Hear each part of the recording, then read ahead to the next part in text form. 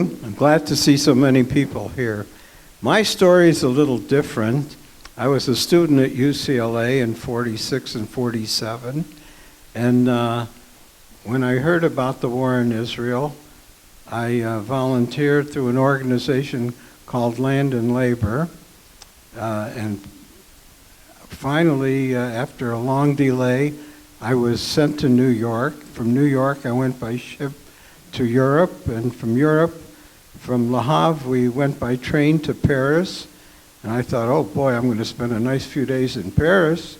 We went from one train station to another and down to a DP camp near Marseille, which is a far cry from Paris. Well, at the DP camp, there were 8 of us that left New York together.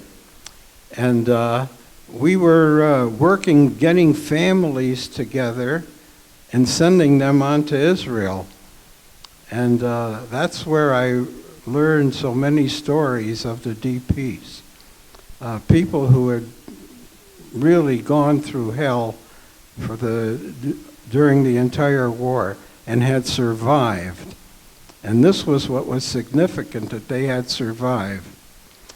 Well, after 6 weeks of this, we were anxious to get to Israel.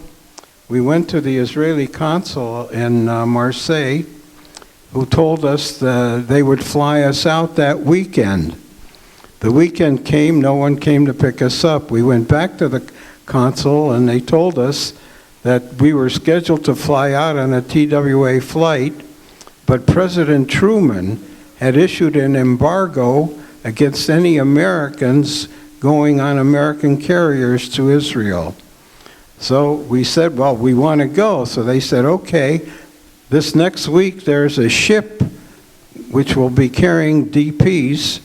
You can get on that and go to Israel. Well, that's a long story.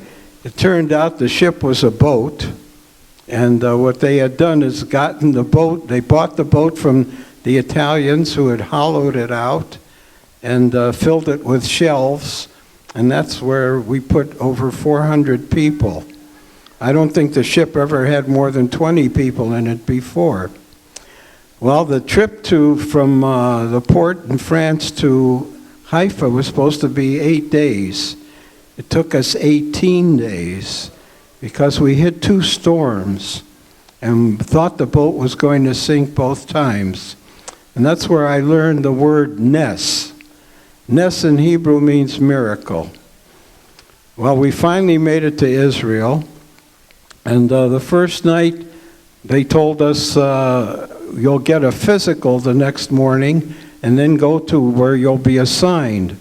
Well, we were worried about the physical because one of the 8 guys had a glass eye. Well, next morning, we went to where we were going to have the physical. A doctor came in and said, strip to the waist and walk up to that piece of tape on the floor and stand on your toes. That was the physical, and the guy with the glass eye ended up in a fighting unit. From that point, I went into the Air Force.